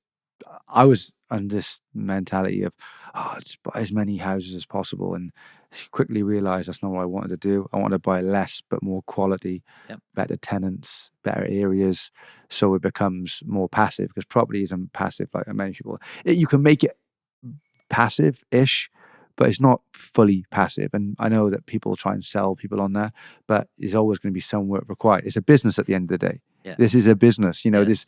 isn't, oh, well, we'll just do the work once and never touch it again and get paid forever. No, it's a business. So it needs to be operated as a business. And that's where you become more profitable. So property is something that I will continue to look at now, more offshore. So I'm looking more at Dubai, because we actually bought a real estate brokers out there about 6 weeks ago. So we Okay. sell property out there now in that Okay. business. So I'm focused on looking over there for, I think there's a lot of growth to Oh, come. It's had a lot of growth and more to come. it looks like the place where everyone hangs out there now. Like, you Yeah. always seeing the celebs out there and everyone's just chilling there, like having a good time. So Yeah. it looks like I think I need to speak to you. Yeah, yeah. I think that for investment wise, I think the Middle East is a powerhouse, and when you see what they're doing in Saudi Yes. and Qatar, and now Abu Dhabi, even though Abu Dhabi is a capital, Abu Dhabi has been one of those sleeping giants where they've allowed Dubai to be Dubai. But I know Abu Dhabi, Coming up. yeah, I think that it's a sleeping giant. I think that a lot of growth has already happened there, but there's a lot more to come. So I'm looking there if I was going to look at real estate. Um, but I very heavily invested in crypto, still am. Not as active on my crypto investments as I was like in the bull market, because there's a Yeah. lot you can see a lot of opportunities, but then same thing happens in every bull run. In the middle of a bull run, no one wants Bitcoin. Bear market comes, everyone wants Bitcoin, no one wants anything else. Yeah. So I think that it's understanding when to get in, when to get out, and having realistic expectations Mm, and take profit levels already set in, so you take yeah. some money off the table. I think I need to take some tips off you there as well, because my portfolio actually, my entry price, I bought different sectors of crypto, and the way I do it is it's a new asset class compared to everything else, so there is going to be a lot of volatility. Mm, What we do know is we don't know. yeah, Like I mean, we can do research, and things like Luna went to zero. Do you know yeah, what I mean? I lost 10 bags on that. Do you yeah, know what I yeah. mean? But it was fortunate that I diversified heavily. Um, and my portfolio actually in November 21, it hit 300K. So I was like, oh, this looks cool. But I'm a swing trader. I'm a long term investor. I'm generational, Yeah. just like my property. I'll Mm, buy something and I'll never sell it. I'd probably refinance it, take money out, debt don't cost me money. Do you know what I mean? And yeah. then reinvest it. But on the crypto, I just left it there and then I just watched it go down and down and down and down. But I'm like, hey, it's as long, I'll stake this. And, now they're saying that Bitcoin is going to be hitting 1 million or something, in the next 3 months. And that looks like the market cap has to hit a certain amount. I'm like, it just doesn't look sort of realistic. Where do you see it going? So I think people are saying that because I think it was the Coinbase CEO, I think, who said it, based on going into a hyperinflationary environment, Yeah. which if you look at history, and history changes, so you can't always look at historical data, but it's very unlikely in the current macro environment we're in that we're going to go into such a hyperinflationary environment that Bitcoin will hit $1 million dollars in the next 90 days.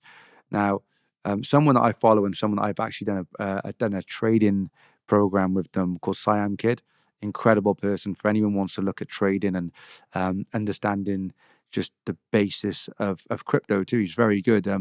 You got a good YouTube channel. Now he basically was like, I can just hedge my bet here. So he actually went on Twitter and bet the Coinbase CEO or whoever the person was, I'll take that bet that it won't go to $1 million. He said, because all you need to do if you to go to $1 million buy a couple of Bitcoin, and if it does, then you've hedged your bet. So I don't think it's going to go there in 90 days. Where do I see Bitcoin going? There's a lot of regulation still to come.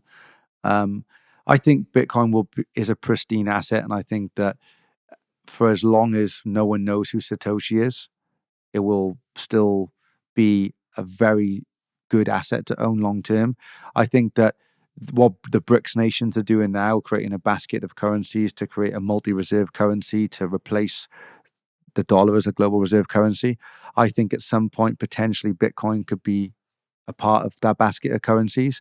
And yeah, like I said, as long as Satoshi isn't known, if someone comes out tomorrow and is like, I can prove I'm Satoshi and move some of those coins out of Satoshi's wallet, then I don't know where the value of Bitcoin will Mhm. stand. But as of right now, I think that is definitely it's the best thing that we could possibly have for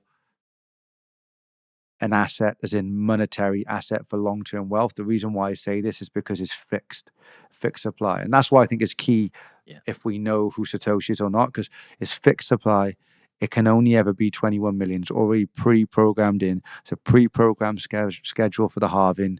And that's why I think where the value comes from. And when you look at, say, Jack Mallers, what he's done with Strike, the software, where you using Bitcoin, um, uh, the Bitcoin protocol to transfer money at pretty much zero across the world, whether it's $1 billion or whether it's $1, and how he's using that through a layer 2 protocol, I think that's incredible. And I think that there's nothing out there that can do that. And you don't have to hold the asset. So there's no capital gain, there's no loss to be made. You don't have to hold the asset. They use the actual software of Bitcoin to make that transaction. I think that's where the value comes in. And I think that he actually presented this to the IMF. The IMF liked it. He speaks about what the IMF emailed him afterwards. And yeah, I think that if anything, like no financial advice, but if you're going to invest in crypto, I think that, as a base layer, as you learn what crypto is and where it's going to go, I think that first and foremost, the only asset you'll ever really want to own when you actually start running through this is Bitcoin. When push comes to shove, of course, there's some great layer 2 projects out there. You've got Ethereum, you've got Solana, some really good stuff out there. But the one thing you need to take in mind, I've been to the last 2 years Bitcoin conferences, right, in Miami. And last year, not last year, the year before, when we was in the middle of the bull run, they were talking about everything. Cardano, literally loads of projects. Last year, the only other project that they said on that stage and they talked on that stage was Luna. And look what happened. And you're talking about the people, the most influential people in the industry that has the best data in the industry, the access to the best data and the best minds. And they was all saying they loved how Luna was creating a peg on their stable coin and building up their Bitcoin reserves. And that's why they liked it. And then look what happened. So you've got to be careful, I think. And when you're staking, it's like the biggest question to ask is, where's the yield coming from? You're staking, yeah, they're giving you 12%, 20%, 50%, thousands of percent. All right, but who's paying for that yield? Where is that yield coming from? I think that when you start asking those questions, you start seeing things in a different light. So, yes, it's very volatile, but I think the volatility is the price you pay for what you can get on the other side of it. So I think it's taking a very aware approach when you go into it. But would you put your sort of life savings on it?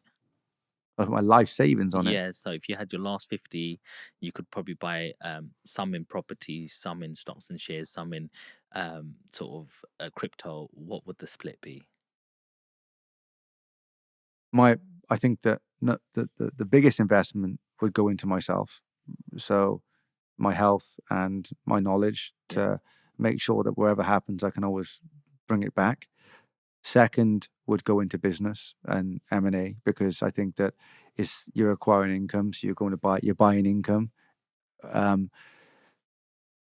Behind that would probably be a mix between crypto and property.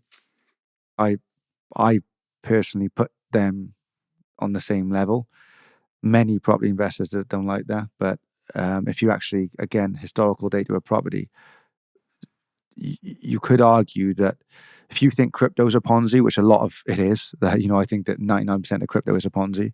But if you look at, say, Bitcoin, if Bitcoin's a Ponzi, then so is property. That's the way I look at it. And the reason why is because if you look at property and you look at the chart on property pre-1970, it was just a flat line, pretty much. Not a lot of growth. What happened in 1970? They started promoting the home ownership mortgage. As soon as the home ownership mortgage become valuable and appealing to people, I can own my own house. They promoted the dream. You can own your own home. Then look at the property chart. It goes up in a straight line. It was absolutely parabolic. So when people look at the Bitcoin chart and say, that's not sustainable, it's parabolic, that's the same as the property chart, right? So if you look at what a Ponzi is, people need to put more money in for the show to keep going. That's kind of property, because the actual mortgage props up the entire market. Without the mortgage, would the property market be what it is? You can look at demand and supply, and that's what everybody says, but supply and demand still there. Yeah, we we're not building enough houses. We're not building enough houses. That's what everybody says, right? But if there's no availability of credit, then there is no property market. Without the availability of credit, you can't do anything. Now, on the other side, if you actually look again at data, do we not build enough houses a year? Technically, no, at the moment, okay? But at what stage do we meet an equilibrium? Because since the 50s, global fertility rates have been in free fall, right? So that means people are having less children, right? And we're also going into a situation where we're following, say, Germany, France and a lot of the European countries where more people are moving back in with their parents. We're becoming more of a renting nation, and families are staying as a family unit in a household, not because they want to a lot of the time, because they have no choice because the cost of living is so high. So if we start going down more, say, the HMO route or, larger family houses and less people are having children, at what stage do we need to, build more houses? And then on top of that, we've got to look at technology. We've got modular builds, we have 3D print. When these start happening and they start becoming more mainstream, which is probably going to take a long time because, we're very traditional in the real estate market. Things take a lot of time, planning, everything's long, right? So it could take a lot longer than I anticipate. But when you do start integrating technology into the real estate sector, then are we not building enough houses? So I think there's a lot of things to take into consideration on real estate. But I think that as an asset, what an asset you can have. In general, you should get good capital growth over a long period of time if you hold, and you can get income with it. So overall, it's a great asset. So that's why I invest in real estate. Crypto on the other side, yeah, it could be a bit of a long-term bet, as people would say. But based on if you wanted to go down supply and demand routes, you can't only choose supply and demand when it suits you, right? You can't be like, well, supply and demand works in property, but now that doesn't work in crypto. It's like, well, really, you can't pick and choose, right? It either works or it doesn't, right? So based on what I just said about property and supply and demand, that works unless there's no availability of credit. Exactly the same thing with crypto. Supply and demand, there's only 21 million Bitcoins, right? So people are going to have to start. It's going to be more of a case, I think, in the future where people are like, look how many Satoshis I have, like sats rather than Bitcoin. But on the other side, if there's no liquidity, same thing as credit over there, then again, exactly the same thing. If all of a sudden, people stop believing in Bitcoin for whatever reason, and people stop buying it, then where's the value? Because that's where value derives from is, what's the general consensus? At the moment in the property market, it's like own property because it's a great asset to own. That's the general consensus. And it's in the bank's interest for you to want to do it because that's how they get paid. Bitcoin is a network, right? So the adoption of Bitcoin is based on the general consensus of the network. So there is no one bank that says, or one person that can be like, well, today that's not what Bitcoin doesn't mean anything today. It's a general consensus of the network. However, I think what people get a little slightly deluded on with the crypto market is how easy that market is to move. The Forex markets move like $4 to $8 trillion a day. And guess what? Banks move those markets. Banks have the ability to move a market of that size. So to actually sit there and think that the bank can't go and move an asset class that's less than $1 trillion on average at the moment, I think you're delusional to think that. So I think that it's an asset that will build over time, but I know it's a very long-winded answer, but I want to give some context to it. Definitely. But first and foremost, the number one thing you should invest in is yourself. Number two, for myself, would be business and M&A because there's no ceiling in business. It goes as long as you want it to go for. You can acquire and acquire and acquire. Then it would be real estate and crypto next to each other because there's a ceiling in property. And technically, there's no ceiling in crypto, but there's also no bottom. It could keep going down. So I think that's the way I'd probably split it. And then you could be a bit, conservative, get some stocks and stuff like that as well. Amazing. Dee, what does sort of success mean to you? And like when it's all sort of said and done, like where would you want to be? What would you have wanted you to achieve from everything that you're doing in the process right now? What does that mean? For me, success just means waking up and doing whatever I want. Then I feel that I've achieved what I desired because if you can get up every day and you choose what you want to do, that's what I think successful. And that's I think everything comes into that. Family, materialistic things, where in the world I want to be. I think that's what's successful to me. That's my emotional mind saying that's what I want. The ego side of my brain, because everyone still has an ego, is right, I want to do 100 million in deals just to say I had the ability to do it. And in my mind, I did that with no, and this is probably silly to some people, but without going down the university route, having to study you know, whether I went down the accountancy route or went down the management consulting route, to be able to achieve those same things without, like, the general school going down the education system to do it. Because I did an advanced M&A and private equity valuation course just for LinkedIn, because you talk to people and people look at your LinkedIn, they're like, they, people are care so much about accreditations and titles. And I don't think you should allow accreditations to create limitations. I don't think you should do that in your life. I don't think you should dwell on titles either, because I think titles have their place. And as a business owner, of course, I want titles, because titles give people that bit of a boost where they feel valued. They're like, oh, you're now the general manager, or you're now the MD or the CEO or whatever, CFO, whatever it is. I think that people feel valued through titles, but I don't think that you should go through life and let titles define you. And I don't think you should let accreditations define you. Yeah.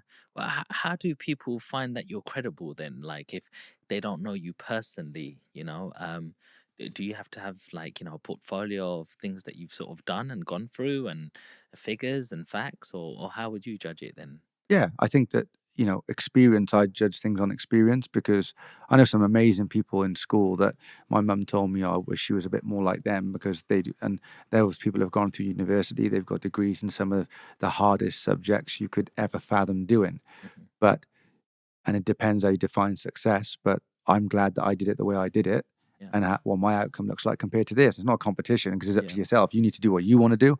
But I'm glad I didn't do that personally, because I don't think I would have thrived in that environment. So yeah, I think that you have to have a track record of experience.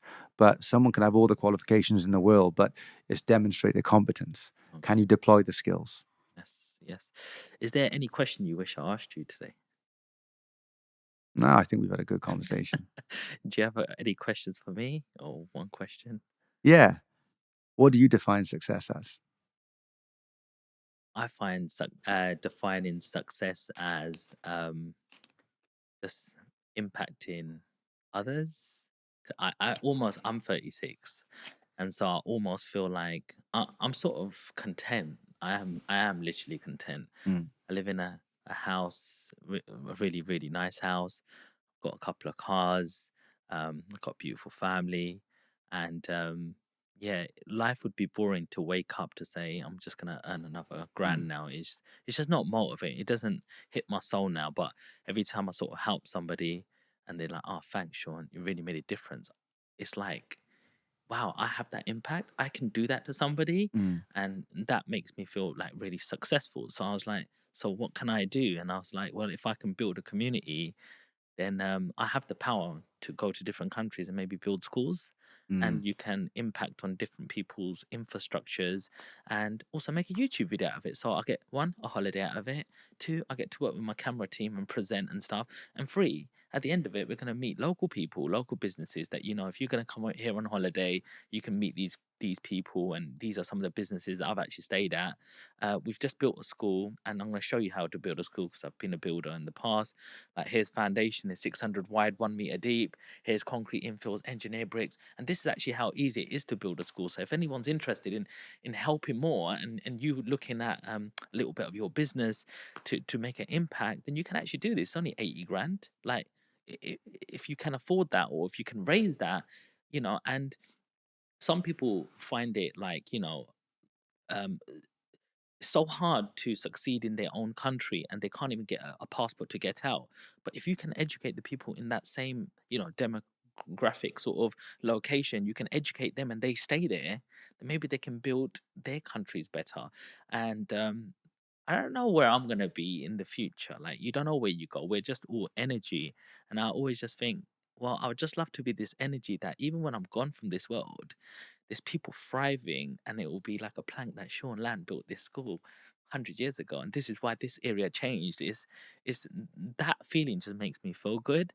And I don't know, people say you're crazy, or you're East London boy, you're gonna do that. Like, hey, I'm gonna, the rest of my days, that's what I want to sort of concentrate on. I have businesses. When deals come up, I'm not going to turn my nose up at them, because I'm an entrepreneur in business. I will do it, But does that give me purpose? Does that make me really feel good? Not really. It's just the businessman in me. That's what, if I don't do business, I actually feel depressed because I've grown up in a shop from the age of 8. Mm. I've worked in cash and carries age 14. I've worked in McDonald's 16. I worked in banking 21. I've worked as a builder. I've built so many different things and portfolio landlord. But, it's fun doing these things. But I've noticed that I only do things for like a certain amount of period and then I'm moving on to something else because I just get bored. I know this process now. I can spend a whole lifetime being an expert, but I can get someone else to manage it and keep going with that and let me move on to something else. And the biggest thing is just helping people just makes me feel really good. And my religion also teaches me that, you know, before anything, you must become human. Before you're a Christian, Sikh, Muslim, my religion even tells me it doesn't matter if you don't have a Sikh temple there. If there's a church there, if there's a mosque there, go in and pray. It's God's house. Yeah. Like it's the most one of the most unselfish religions, and I try to live a life of that Mm. because I see our gurus how peaceful they lived, Yeah. and it's just about some of our gurus even gave their life to different people from different religions who were fighting and say, look, leave these people alone, take my head.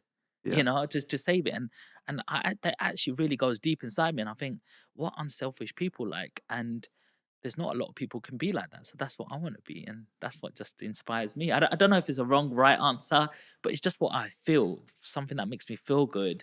And I'm like, well, if I've been given a gift to be born where I'm born, if I've been given a gift to have my granddad and my dad who were all businessmen and made it out of the gutter and from third world countries, missed war, my dad slept on the floor in this country and he's told me the journey. And then I've been given this gift to be able to learn and have that mindset. And actually, if I didn't want to, if I don't have to work, then I should really give something back for that. Yeah. That I got to have some sort of gratitude. Thank you for giving me this. Maybe I am just a vehicle. Maybe that's all it is. I'm just a vehicle that's saying, here, we've given you a gift. What are you going to do with it? And that's what sort of success is to me, really. No, I love that, and it's personal opinion. Yes. And I have one last question for you. So, who who do you feel this podcast is most beneficial to? I believe this podcast is the person doesn't have an age. It's somebody who might have not been dealt the best cards. It could be someone who's 28 who's been in prison for the last 5 years and has just come out and go, wow, the world's changed. I've never been given an opportunity to learn. I haven't really gone college, uni, but I know I want to do something in my life and I know I don't want to be in that cell ever again. Who's around that I can look at and listen to and follow to help me on my journey, because that was maybe one of my failures, but it was such a bad failure that I really never want to go to that place again. It could be that 16-year-old or 15-year-old who's maybe from a single parent background, who's in the wrong environment and saying, well, you say your network is your net worth, but there's just people around me just dealing drugs or getting into knife crimes, and these are my brothers and sisters. Like, I don't know any difference, so you're telling me to get out of this place and I can't. Well, maybe if I look at this podcast, Sean's bringing on other people and I'm part of Sean Mm. and I'm part of their guest, and maybe I'll have someone new to follow today who will inspire me, because Sean talks a lot about property. It might be a little bit old school, maybe not for me, but Dee's talking about crypto and mergers and acquisitions, and I like this guy. Maybe I want to go that route, but Sean's linked me up there. Yeah. Who's Sean gonna have next week on, or Yeah. at the start of the week or the end of the week? So these are the crowd I want to go for, and also like some people just come from a normal background where maybe the cost of living crisis is a real thing. Parents are both at work, they're just trying to put food on the table. They haven't been really ambitious in their life purely because they're in the rat race. They haven't had that extra opportunity. So maybe you're that kid who goes, I don't want to really be like mum and dad. Like I'd probably want Sainsbury as my first job, or work in mechanics like my dad. Like it's great what they've done, but they don't know any different. I want to break the cycle. Mm. Who's around me? Who can I listen to? Where can I learn new techniques that will sort of lead me? Because I had my granddad and I had my father, which so I was fortunate. Mm. So through me, you get my grandfather, you get my dad, you get myself, 20 years in being an entrepreneur myself. And maybe sometimes I might know better questions to ask somebody else because I've been in business and I'm like, well, I'm putting myself in your shoes right now. And these are the questions I would have. Maybe you're watching going, oh, I didn't think of that. because you haven't been there. So, this is the type of audience that I really want to help and inspire. And you never know, in 2 or 3 years' time, somebody might go, I was a nobody until I did this. And I watched that podcast, and that guy's really good. And Yeah. you've really changed my life. And that really inspires me. I want to be a role model. I want to be an example. As you say, to your next generation, you want to inspire them, your three little girls. I want to also do the same, and go that route. Yeah. I love it, mate. Yes. Yeah. That's what it's all about, man. That's what success is, man. I think, It yeah, is. I think so. definitely. But this absolutely been a brilliant podcast. I just want to say thank you, Dee, for coming on. Honestly, it's people like you who keep the show running. And I'm sure we're going to have another part 2 at some stage, maybe late in the year or something. And we'll definitely see each other at other events. Definitely. Well, thanks for the invite, and Yes. looking forward to If part you just 2. shout out some of your handles where people can follow you. Cool. So you can follow me on Instagram at DEE_Ludlow. Make sure it's the right one because there's a lot of fake profiles. I'm also on YouTube too. I have a YouTube channel as well. Again, Dee Ludlow. They're probably the 2 best places. Brilliant. Well, thanks, Dee. And guys, catch us on the next one. Don't forget to like, share, leave us a comment, and hit the bell notification so you never miss any of this. Catch you on the next one. Okay, bro. Nice one, mate. That was awesome, bro. Yeah? I liked it. Yeah, Did you enjoy it? You're really good, mate.